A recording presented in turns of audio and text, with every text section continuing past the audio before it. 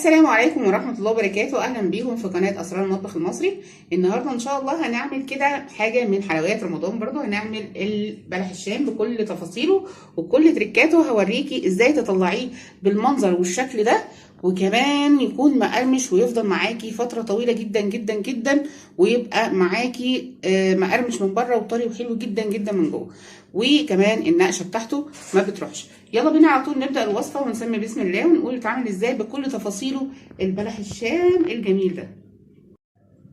عندنا المقادير بتاعت بلح الشام. عندي هنا كوبايه ونص من الدقيق، عليهم نص كوبايه او ربع كوبايه من النشا، يا دوب بس معلقه مليانه.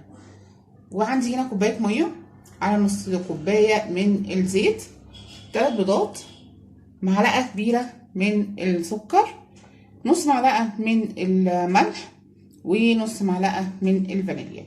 هنعمل ايه؟ هناخد الحله اللي احنا هنقطع بيها على النار، هنحط الميه مع الزيت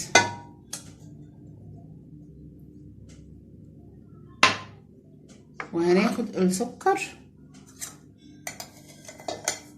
والملح، هننزلهم على الميه وهنرفعهم على النار لحد ما يغلوا. اول ما يغلوا على طول هننزل عليهم بالدقيق وكمان النشا. هنسيب الفانيليا مع البيض،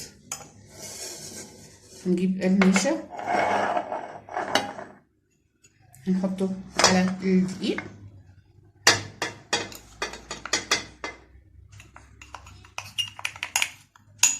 معلقه كبيره من النشا هنحطها مع الدقيق كده ونقلبهم. بس هنرفعهم بقى على النار وهنكون بقى العجينه كلها على النار. كده الميه بتاعتنا خلاص ابتدت تغلي. اول ما تغلي معاكي على طول نزلي عليها الكميه بتاعت الدقيق. بصوا ابتدت تغلي على الجناب اهي، لان لو ما نزلتيش على طول كميه هتتبخر منك الميه، الماده السائله اللي هتربط لنا الحاجات دي كلها. وهنقلب على طول لحد ما نحصل على القوام بتاعنا والعجينه تتلم معانا. لازم العجينه تفضل معاكي على النار كده، تقلبيها دقيقتين لحد ما تلم معاكي خالص، والحاجه اللي انت عاملاها فيها تبقى نظيفه خالص، علشان دي هنسويها. دي العجينه لازم تستوي على الاخر قبل ما نحط فيها البيض. طبعا تبرديها وبعد كده هنحط البيض فيها. هقعد اقلب فيها بس على النار عشان ما اطولش عليكي الفيديو، واوريكي الشكل بتاعها قبل ما نحط عليها البيض. كده العجينه بتاعتنا لمت خالص اهي. هنبرد فيها بقى، هنجيب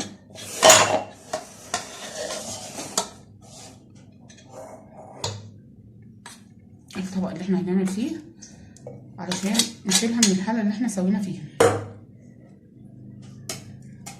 لازم تبرد قبل ما تحطي لها البيض، يا تسيبيها تبرد يا تقلبي فيها كده دقيقتين، هتلاقيها تبرد. في الجو اللي احنا فيه ده برد، فهتبرد معاكي بسرعه.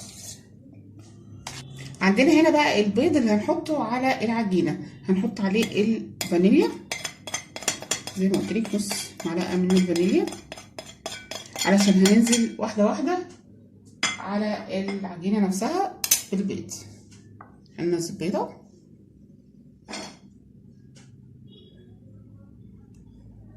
وهنضرب كويس جدا لحد ما تختفي معانا البيضه. بسم الله.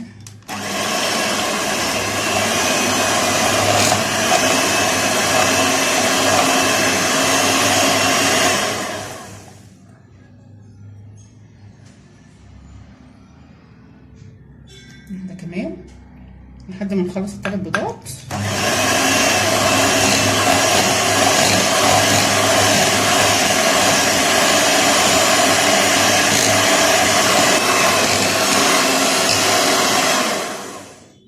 هنحط البيضه الاخيره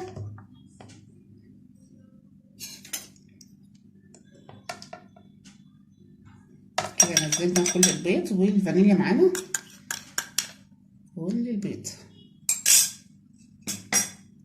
وهنكمل ضرب بقى فيها. عندنا هنا البلح الشام حطيناه في الكيس، وبصوا البلبله دي اهي مخصوصه لبلح الشام. تمام. عندنا الزيت هنا، الزيت بارد بارد خالص، لسه ما حطيتوش على النار. تمام. هننزل بالصباع بتاعنا كده، وهننزل في الزيت بارد، لازم الزيت بارد.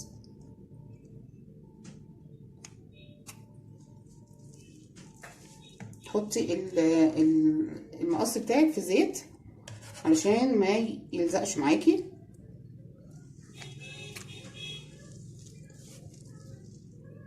اهو مقاسه كده حلو جدا، ما تكبريش اكتر من كده.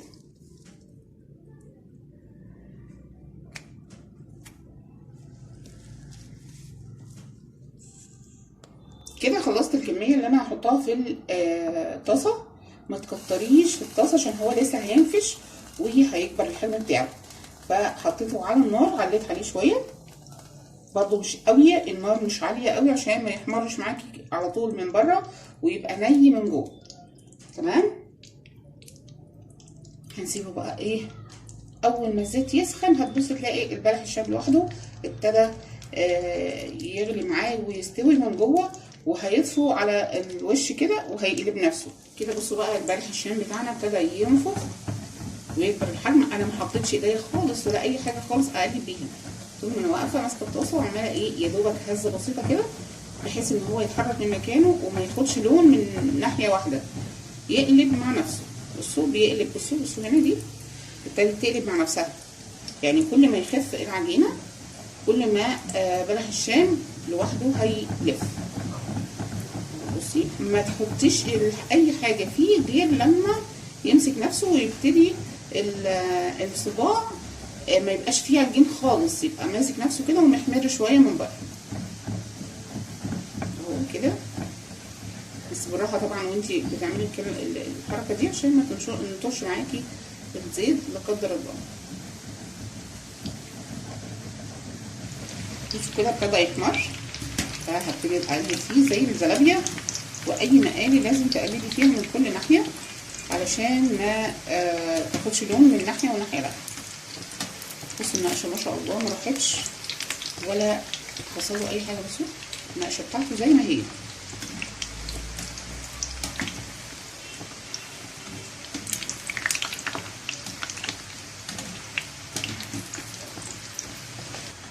كده خلاص بلح الشام بتاعنا ابتدى اهو الاحمرار بتاعه حلو جدا كده.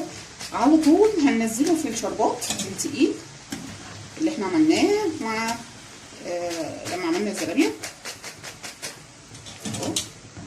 بصوا الصباع ما شاء الله اهو زي ما حطيته زي ما طلع، والقرمشه ما اقولكيش حاجه كده ما شاء الله عليه.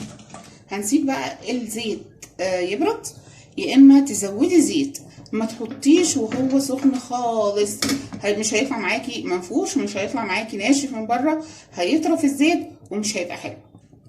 كده خلصنا البلح الشام بتاعنا. بصوا بقى النتيجه النهائيه بعد ما طلعناه من الزيت وحطيناه في الشربات. بصوا الجمال، بصوا الصباع عامل ازاي، والنقشه ما راحتش وحاجه كده ما شاء الله تحفه تحفه تحفه. اعملي الطريقه بالمقادير بالظبط هيطلع معاكي احلى واحلى من بتاع بره بكتير جدا. يا رب يكون نال اعجابكم الفيديو بتاعي النهارده، واستنوني فيديوهات احلى واحلى ان شاء الله. واتركوا في رعايه الله، بس ما تنسوش لايك وشير للفيديو، وننزل نفعل الجرس عشان يوصلكم كل جديد من عندي. والسلام عليكم ورحمه الله وبركاته.